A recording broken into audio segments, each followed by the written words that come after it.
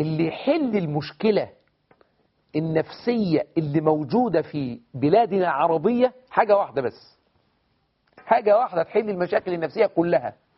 عارفين ايه؟ البساطة. البساطة، انك تبقى بسيط عادي، تعامل مع الناس بطبيعتك، وكن بسيطا في التعامل مع الناس. ولو أنك قدمت للناس طعاما وانت قاعدة بتعملي الأكل، لو بدل ما تعملي 10 أصناف عملت صنف واحد أو صنفين 2، مالكيش دعوة يقولوا اللي يقولوه. بس وانت قاعدة بتطبخي بتعدي الطعام، قاعدة بكل قلبك تذكري الله سبحانه وتعالى وتسبحيه وتدعي الله سبحانه وتعالى، عمالة تدعي ربنا إن ربنا يجعل في طعامك هذا شفاء، ويجعل في طعامك دواء، ويجعل في طعامك هداية لكل من يطعمه، لكل من يشم رائحته. يا رب كل اللي ياكل أكلي، يا رب اجعله سبب هداية، اجعله سبب كذا. انت عارفة لما تعملي الحاجة البسيطة دي مش هتبقى انت كلفتي نفسك كتير ولا أرهقتي نفسك ماديا، فيبقى الحالة النفسية اللي هي في داخل الإنسان بسبب التوفير وعدم تكلف النفس فوق الطاقة يخلي النفس في حالة نفسية مطمئنة. فلما يجيني الضيف أبقى مبتسم، وهبقى بقدم له الأكل وأنا راضي، وهو بياكل هيستشعر إن طعم الأكل جيد ولذيذ. ممكن في الأول يقول يا معقول عزومة كلها جاي من آخر الدنيا عشان تحط لنا ده، لكنه إذا بدأ في الطعام وصلت إليه نيتك، النية توصل. يا جماعة خلي بالكم، البساطة مهمة. سيبكم من الشكليات، لأن الشكليات أفسدت علينا ديننا.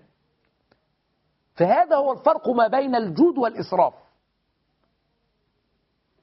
لو كان الإنسان قد أدى أفضل ما عنده دون أن يرهق نفسه، فهيزيد مع هذا التقديم إنك أنت بتقدم بصورة كويسة، وإن أنت صورتك كويسة وشكلك جميل، وإنت بتقابل الناس وضيوفك ما أنتش قلقان. عندي الشجاعة والجبن. الفرق بين الشجاع والجبان الصلاة. اللي بيصلي دايما شجاع، بس بيصلي حقيقة الصلاة عنده شجاعة. اللي ما بيصليش دايما جبان. شوف القرآن بيقول إن الإنسان خلق هلوعا إذا مسه الشر جزوعا وإذا مسه الخير منوعا إلا المصلين. لأن الجبان عنده جزع، ما عندوش تحمل ولا صبر، والجبان بيخاف من أي حاجة. والصلاة هي طمأنة النفس من الوساوس. فالنفس لما تطمن من الوساوس يبقى الإنسان عنده طمأنينة، يبقى عنده شجاعة، يبقى عنده حركة، يبقى عنده قوة، يبقى الموقف كده تمام. في نقطة بقى تانية، في نفس تانية في طبيعتها الرجاء والتمني.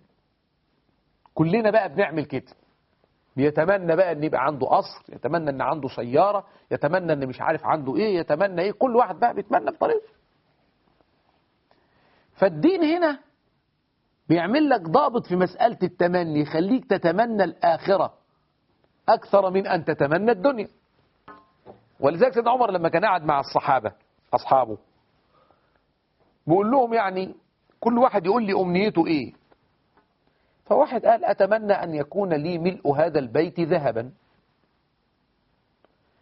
الثاني قال والله أتمنى أن يكون لي مثل هذا البيت مالا أنفقه في سبيل الله، يعني المال ده أنفقه في سبيل الله. واحد نفسه يبقى بيته ممتلئ ذهب، عنده أموال الدنيا كلها. والثاني قال لا أنا نفسي يبقى عندي.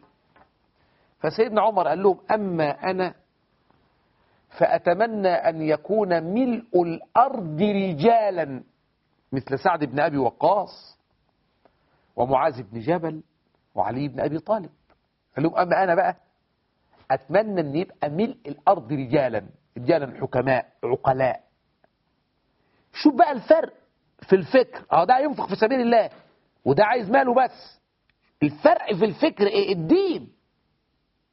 الفرق في الفكر الدين هو اللي عمل الكلام ده في الرجاء وفي التمني. النفس الحقيقة طبائعها كثيرة ومتعددة، لكن أنا حاولت فقط أن أفتح لكم الموضوع وأن أفيدكم أن النفس لها طبائع كثيرة، لكن لعلنا نتواصل في حديثنا عن طبائع النفس على مدار الحلقات القادمة. استودعكم الله الذي لا تضيع عنده الودائع، والسلام عليكم ورحمة الله تعالى وبركاته.